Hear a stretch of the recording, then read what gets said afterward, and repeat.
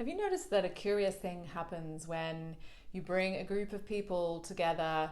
and there's this fearfulness in the room about this status of individuals around that table? Now, if you were to go and meet with those individuals, you know that it would be a very warm, very constructive conversation. You would, know something about them personally, and you engage with them in a really natural, organic way. But there's something about when you bring some of these individuals together,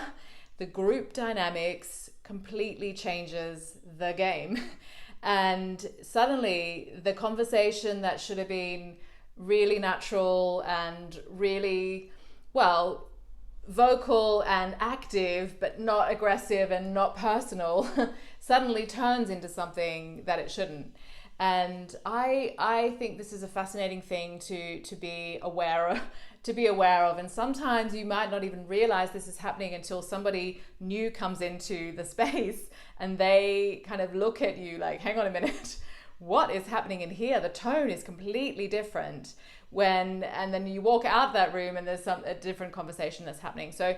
I think that leaders need to be really cognizant of the behavior that happens with certain individuals come together. And I think it is about how you set the tone as a leader or as the chair of a meeting, or if you've organized the meeting and or you're one of the key players around the table. I think it's up to you to make sure that space, it's not the same as a cafe setting, or you're there to discuss business or something key for your project, and it's a professional conversation.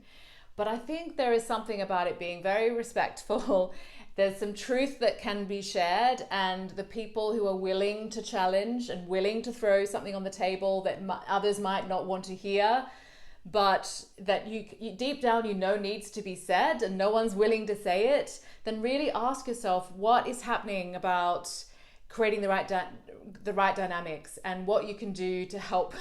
pave the way for that to be a much more constructive space, so that when you come together in this professional setting, that half an hour or an hour of whatever you've dedicated will be really productive, will be really respectful, and you will leave knowing you're moving things forward, and that you can still have those personal conversations with people outside of the room, and that relationship is not tarnished.